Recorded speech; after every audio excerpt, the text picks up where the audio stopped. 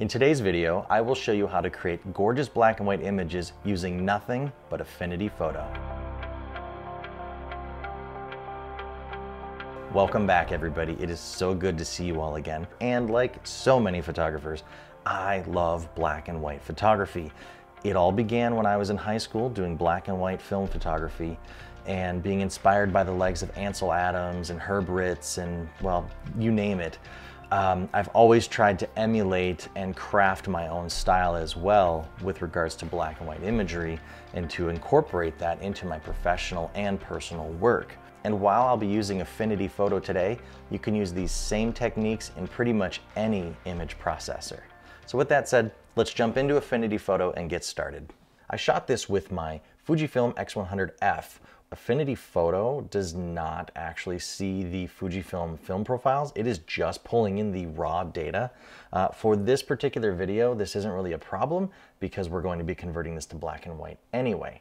But the one thing I want everyone to notice first is the interface here. Once you open a raw file, you're going to see a blue develop button on the upper left-hand corner. You're going to have a minimal set of tools. You will see that it's a raw file. It'll show you some of your captured data. You're also going to see the rough image dimensions, how many total megapixels that image is. You're going to see RGB with a slash and 32. So this is actually a 32-bit process. And if you go over here to your right panel, this is your basic adjustment panel for exposure, right? Before you do any editing, I want you to head down to Profiles. Click Profiles and choose Adobe RGB 1998. Even though we're working in a 32-bit format, I still want to make sure I have as much color data as possible, especially if I'm going to be printing at some point in the future. So I click on Profiles, Adobe RGB 1998, and then from here I begin my process. Now, I also want you to look at this upper right-hand corner here. If you hover over, you're going to see Show Clipped Highlights, Show Clipped Shadows, Show Clipped Tones. Make sure that you've selected both Show Clipped Highlights and Show Clipped Shadows. Now from here, we're going to go into the Tones setting, choose black and white, and now the image has been completely quote-unquote desaturated. Now here you have the various color channels that we can start to adjust, and you'll see that the way that Affinity Photo has this set up, these channel sliders go from dark to light. You're basically increasing and decreasing saturation and brightness of these individual channels.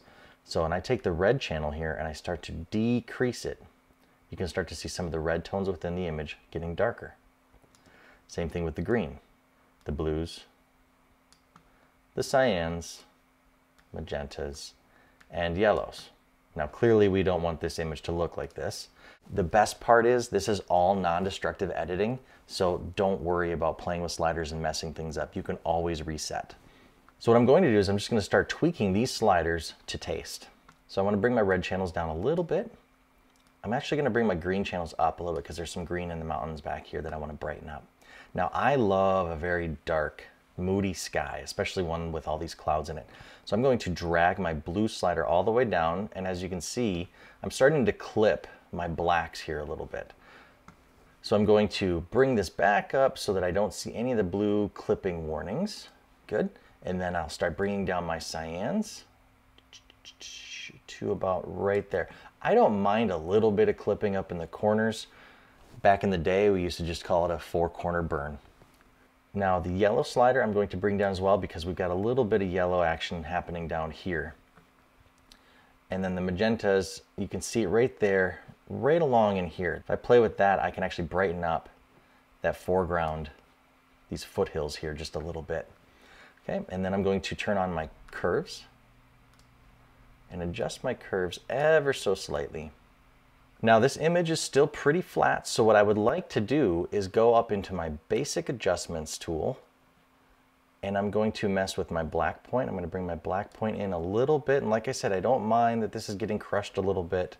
So I'm going to turn this warning off, and then I'm going to increase the clarity to about 40%, and I'm going to also increase the contrast. And already we have ourselves a pretty good looking image. But this foreground is a little bit too bright for my taste, and I feel like there might be just a little bit too much clarity here. So I'm going to show you a little trick. I'm going to take this down. I'm just going to take it to 15. I think that's good enough. I'm going to add a gradient filter, just like that. So that's this one right here. And you can also choose linear, elliptical, or radial. We're going to go a linear gradient filter. And then once we're in this gradient filter, we just click on our exposure tool tab here. I'm going to darken this a little bit. I'm going to increase my black point and then increase my contrast as well. Now that's looking pretty good. Now, this is considered an overlay, this gradient. And if you want to see where your overlays are at, you click on the Overlays tab, and it's right here. To go back to the master, you just click on that tab there, back to basic, and now we can go into like the detail setting, do detail refinement, 12% for the radius, and then I like a pretty sharp image, so I'm going to go 50% on the amount. But the problem is I don't feel like there's enough definition here in the mountain range or in these clouds. So what I'm going to do, I'm going to call this image good enough. I'm going to go up and develop it. Once you click on develop, that image is going to open up in the photo persona within Affinity Photo, giving you access to all the different tools for retouching, for adding different layers, adjustment layers, and so on. What I'm going to do in this image is enhance the mountain range and these clouds just a little bit more. So to do that, I'm going to go up to Layer, New Live Filter Layer, Sharpen, Clarity. Now what this is going to allow me to do is increase the clarity overall. So as I bump this up, you can see how much more the image pops here and throughout the clouds. However, I think it's too much clarity here and up in the sky. So now, because this is an adjustment layer, I can choose this mask, click B for the brush tool, make sure that I have the black setting selected, and now I'm going to, in essence, erase the areas that I do not want that adjustment to be seen. As you can see, we're kind of softening up some of these areas here up in the clouds and whatnot. And then over here, the opacity, if I click number 5 on the keyboard, now I've set it 50%. So some of these areas out here, I want it to be a little less so that my eye goes more towards the center. Okay, now I feel like that's pretty good, although I would like a little bit more definition here. So what I'm going to do next is I click on the background layer, and down here, if you hover over, it says Adjustments. If you click that little icon, click on Levels. Now it's going to create a levels adjustment layer, which is essentially a mask, over your background layer. Now I'm going to increase my black level, increase my brightness, and I'm going to pull up the gamma just ever so slightly. There, that's looking really good. However, again, I think it's a little bit too harsh on everything else. So I'm going to go back to my brush tool, increase my brush size, make sure that I've got the black color selected, 0 to go to 100% opacity, and I'm going to brush away that effect on everything else because I just wanted this section right here. And I like it in this cloud too, so I'm going to take it here, pull this out, pull it out of here, because I just want that mountain range and a little bit of those clouds. That's awesome. I love that. As you can see, here's the before, here's the after. So now the eye comes in from this lower left corner and goes right to this brightest spot. So what if you want the image to be a little warmer in tone? Well, there's a couple different ways you can do that with split toning. In the develop persona, which is where we were at before we went into this section, you could choose split toning at the bottom. However, you can also add a split toning adjustment layer to this image as well. Again, just go down to the adjustments icon, click on that, and then scroll all the way down until you see split toning. That's going to create a layer over top of all of your others. And then for me, I like a warmer image, especially for printing. So I'm going to choose 30 degrees on the highlights hue at 5%, and then 30 degrees on the shadows hue at 7%. And then we're going to mix the balance here just ever so slightly. I'm liking it right about 40%, I think. Okay, so that one turned out really good and we got there extremely quick. Let's open up a portrait and see how fast we can make that one look gorgeous as well. Here we have a portrait that I did in my client's office using a simple black backdrop and a very simple 2-light setup using my GFX 50S with the 110mm lens. So whenever you shoot RAW and you open that RAW file into Affinity Photo, it'll automatically go into the develop persona. Make sure that you've selected your show clipped highlights and show clipped shadows. Now, one thing I neglected to show you before was this set of tools at the very top. This is the comparison slider. And so what I'm going to do is click on Profiles, Adobe RGB 1998 like I did before, go into Tones, Black and White. Because we're dealing with a portrait, I want to make sure that I maintain good skin tones. Even though it's black and white, I don't want to blow out his skin tones, and that's a really easy thing to do. In fact, watch, if I pull up these red slider here, the poor guy's starting to glow. Eesh, look at that, totally blown out. That is not a good look. So what I'm going to do is pull down on the red channel, pull down on the yellow channel. I'm going to go back to my basic tab, choose shadows and highlights, and I'm actually going to bring the highlight slider down a little bit, even though I'm not actually clipping any highlights right at the moment. There's plenty of dynamic range here. I think, yeah, 20% looks pretty good to me. Now I'll go back to tones and I'm going to start adjusting everything else. Now if I go up here and I click on the split view, you can see the before and after. And what I'm looking at here is he's got a blue overcoat and there's blues and cyans within his shirt. And over here we have some magenta colors as well. And that's going to come in real handy in just a minute. So I want to darken his jacket and his shirt so that my focus is on his face. I'm going to pull down the blues as well as the cyans. And then remember the magenta colors that I was talking about? I'm going to pull this magenta slider all the way down so that the chair doesn't grab my attention. Now my eye is being drawn up towards his face. I'm going to go back to the basic tool tab. I want to increase my clarity by about 12%, and I want to increase my contrast by 10%. Holy cow, what happened? All these blacks are getting crushed. Not to worry, I'm going to go up to my black point here, and I'm actually going to lighten my black point ever so slightly. Now for some folks, they might like this to look a little more filmic, so we can go back to the black point and go -4%. And as you can see, we're still good on the contrast, but there's a little bit of that softness to the blacks. Now, obviously we're starting to look really good. I'm getting very close to how I want this image to look, but it needs a better crop. Now the GFX, being technically a medium format camera, isn't necessarily like the 645 medium format cameras that I used to shoot with. And so I'm going to go into the crop tool here. I'm going to click on custom ratio, and I'm going to change my parameters to 5:4. For those of you that shot film, you know that 4:5 was considered the ideal format. I'm just going to pull this down ever so slightly, and then I basically want his face almost in this third. That way your eye just draws right up like that. Double click.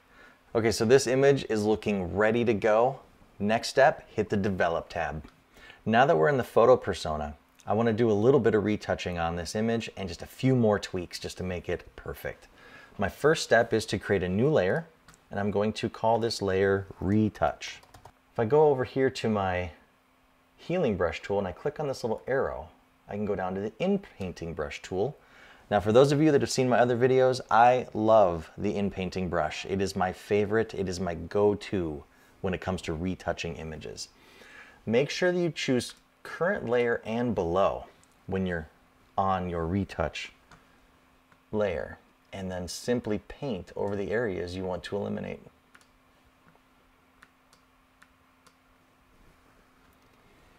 Okay. Go over here, get rid of some of these little stray hairs and whatnots in his suit. Maybe a couple of these moles could go. I'm just going to zoom around nice and close on this image.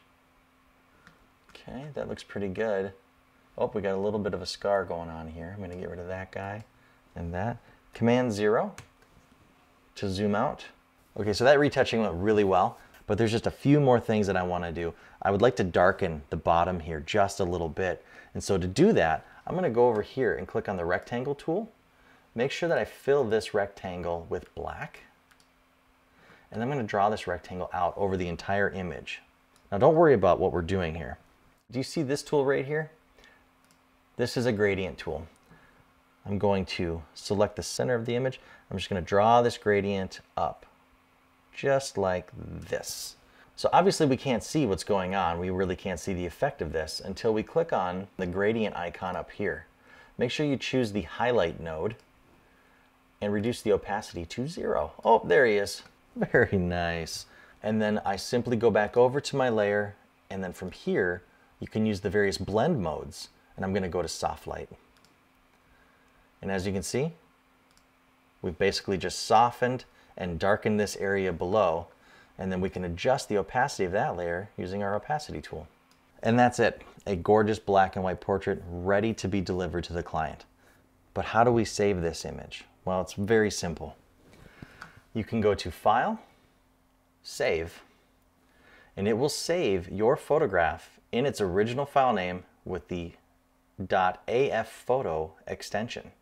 The benefit of the Affinity Photo file format, boy that's a lot of fuffs, is that you can go back to that image within Affinity Photo and play with all of your layer adjustments almost as if you were playing with the raw image file. But what if you want to export this as a JPEG to deliver to your client?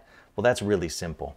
Simply go up into the File menu, click on Export, and then here you have all of your different options on the various files that you can export as. I would choose JPEG. As you can see, this is really large. I would maybe bump this down to 5,000 pixels. So that's a 5,000 by 4,000, and then decrease the quality to 90. And then you just simply choose Export. But what if you shot a JPEG image and you wanted to create a black and white out of it? Well, that can also be done in Affinity Photo. Now, I photographed this of my friend Jake while we were in Minneapolis, and I shot it with my X100S, I believe. And yeah, so overexposed quite a bit. However, I can make a beautiful black and white of this in just a few simple steps. And the steps are very similar to what I would do with a raw file. So the first thing I'm going to do, click on the adjustments icon and click on black and white. As you can see, this is very similar to what you would see in the develop persona. On the red channel, now he has a lot of reds in his hair and in his skin. So we're going to darken the reds. Oh my goodness. There's his face. And the yellows, we're going to pull those yellows down just a tiny bit as well. And then his shirt, and in the front of him here, he's kind of in the shade, so there's a lot of blues going on. I'm going to turn this layer off so you can see what I'm talking about. You can see all the different blue hues that are happening right here.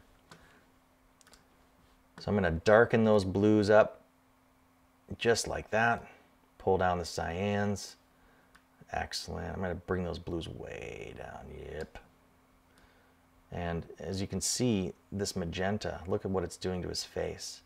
I actually want to pull those magentas down because I like how there's some definition now in his nose, because if I went up this way, it's alien. That looks gross. So we're going to pull this back down, negative 50%. I'm going to be more accurate here. That looks good. Okay. And now we need to take this a few steps further. So we're going to click on our adjustments, choose levels. And now I'm going to bring the black levels down. There we go. And then bring my white levels up. I can tell that I'm clipping highlights here, but do not worry. I will deal with that in just a minute. I'm going to bring my gamma down ever so slightly. Perfect. And then I'm going to add one more adjustment, brightness and contrast. And I'm going to bump up the contrast. Yep, right there looks good. Now I had mentioned how I was going to kind of deal with these highlights being clipped. So if I go to my levels adjustment, now don't forget this is a mask. So I'm going to choose B for the brush tool, making sure that I have black selected. And I'm going to brush away those highlights so that it just softens up around his head. Basically cutting down on the amount of contrast that I had put into that section. All right, that's looking pretty good.